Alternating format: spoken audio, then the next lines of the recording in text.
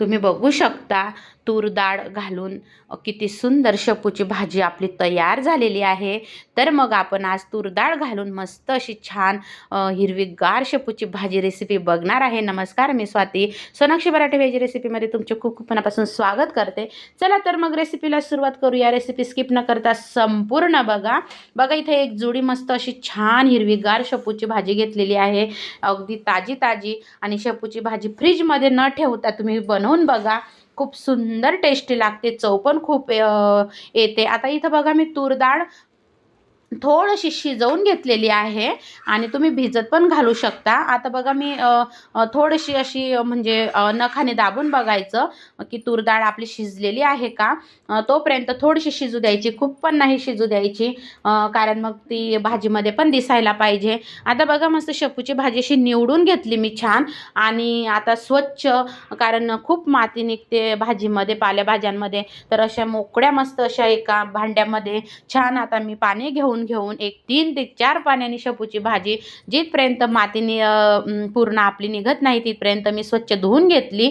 आणि आता बघा आपली शेपूची भाजी धुवून झालेली आहे।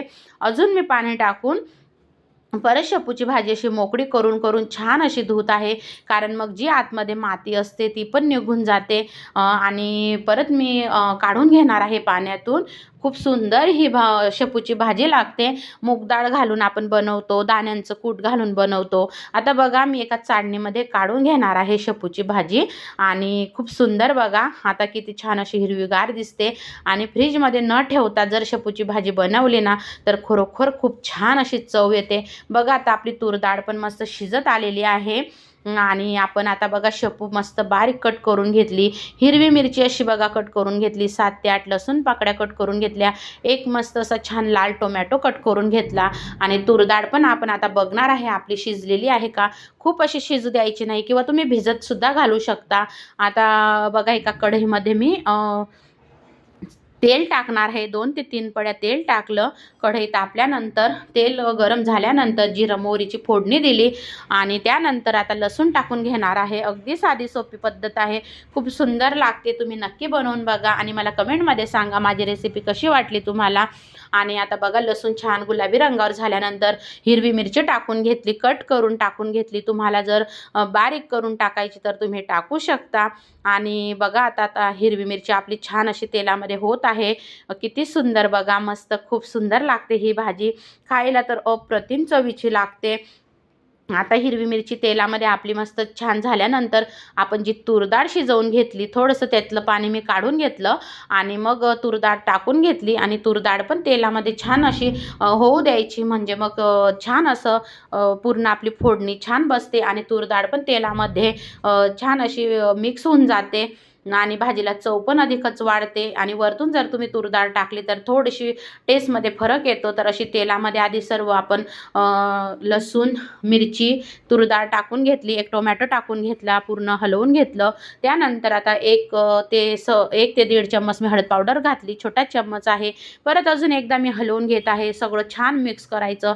आणि तेलात जर हळद अशी टाकली तर मग भाजीला खूप छान अशी टेस्ट पण येते, कलर पण छान येतो। आता तूर डाळ आणि मिरची वगैरे टमाटर आपलं फ्राय झाल्यानंतर आपण कट करून घेतलेली शेपूची भाजी हिरवीगार टाकून घेतली, आणि शेपूची भाजी आता आपण पूर्ण मिक्स करून घेणार आहे। पूर्ण छान अशी बघा एकसारखी अशी मिक्स करून घ्यायची। जेव्हा आपली शेपूची भाजी एकदम अशी कमी होऊन जाईल तेव्हाच आपल्याला मीठ टाकायचं आहे, कारण मग आधी टाकलं तर मिठाचा अंदाज आपला चुकून जातो, मग खारटपणा येऊन जातो भाजीला। म्हणून मग आता बघा मी पूर्ण आधी मिक्स करून घेत आहे शेपूची भाजी, त्यानंतर मी मीठ टाकणार आहे, आणि पूर्ण बघा एकसारखं मस्त हलवून घेत आहे। आणि मला असं पालेभाजी वगैरे जास्त असते आपण जेव्हा टाकतो तेव्हा, म्हणून मी अशी 2 कडच्यांनी वगैरे चमच्यांनी हलवत असते, कारण मग सांडत पण नाही, आणि मला तसंच जमतं, एका चमच्याने पण जमतं, पण मग मी 2 चमच्यांनी अशी बघा हलवून घेते मस्त। पूर्ण आता मिक्स झाली आपली शेपूची भाजी।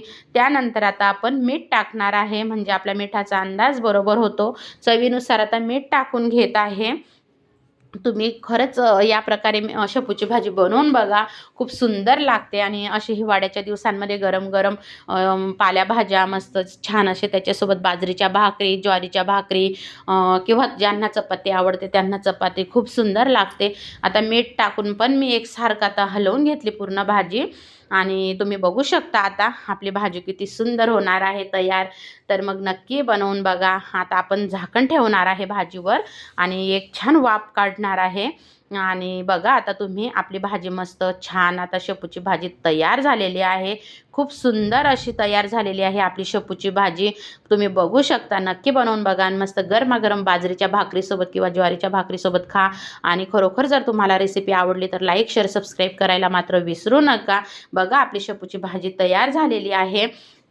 एकच वाफ काढली आणि बघा अशी कवडी भाजी लगेच वाफेवर शिजते आणि फ्रीजमध्ये ठेवल्यानंतर थोडीशी शिजायला पण भाजी लवकर शिजत नाही.